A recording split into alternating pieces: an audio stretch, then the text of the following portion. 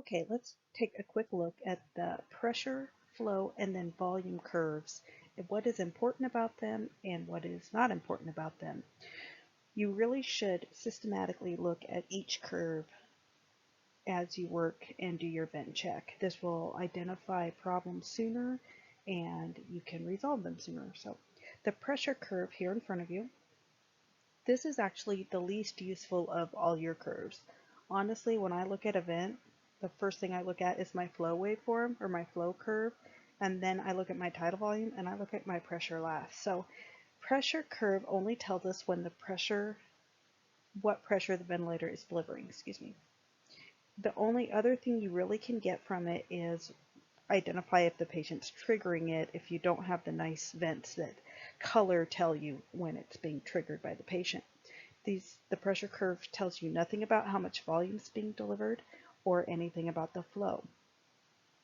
There's a little tip down at the bottom that if you don't believe me, you can place your finger over the end of an ET tube flow sensor connector and there will be no flow or volume, but the pressure trace will continue unchanged. So you can see pressure curve will keep going, so you really wouldn't have any idea.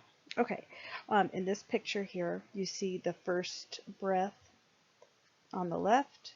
Okay, this is one that the vent is delivering it. The patient did not spontaneously start to breathe on their own.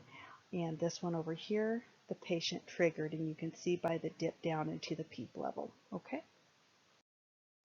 Flow curve. This is my favorite of curves. I can tell so much from this curve, so I highly suggest you get really comfortable with it. So with your flow curve, excuse me, you can tell where your peak inspiratory flow is. You can tell when your flow returns to zero. That means lung inflation is completed, and then they should be allowed to passively exhale. And you should have a nice quick rise from baseline to the peak. That means they have sufficient flow. Okay, should return to baseline before exhalation begins. And then after exhalation reaches its peak, it should return to baseline before the next breath begins. So those are some key pieces you're looking for in your flow waveform. Your wave should be nice and smooth on all the way through. It should be nice and smooth, no jagged. What you can use your flow waveform for is to detect obstruction or if a leak is there. It has to be a pretty big leak. And then I also use it to evaluate my eye time and to make sure that it's appropriate. You can easily tell an obstruction in your flow curve because the curve, the wave will itself become jagged, okay? Instead of being a nice smooth line, it'll be like rough, okay? Jagged. And it can be on the inspiratory side or the expiratory side. It doesn't matter, but it's just jagged. It's not nice and smooth. If your eye time is too short, okay, then your breath is going to end here and then they'll go into exhalation. If your eye time is too long, then this will be longer here before it goes into exhalation, okay? We'll do some practicing with that. Your volume curve obviously tells you about volume. It tells you how much air is entering the lungs and how much is leaving the lungs. It's predominantly used to detect leaks.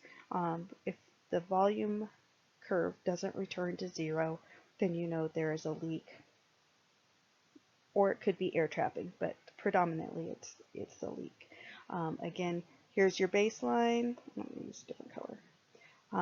Your breath should start at the baseline and it should end at the baseline before the next breath begins. Okay? So here's a good example of a short inspiratory time. The picture here on the far left, you see your flow starts at baseline and it returns to baseline before expiration begins. Now looking at the second one, inspiration starts at baseline, but notice it ends right up here and begins into expiration. So here the eye time is too short and the flow is too high at the end of the inspiratory time. Okay? Now on the other hand, if you have a long inspiratory time, okay, here inspiration has begun, here inspiration has ended. Look at how long it's been at baseline here before expiration occurs. So the flow reached the zero line too early, which indicates that the inspiratory time is just too long.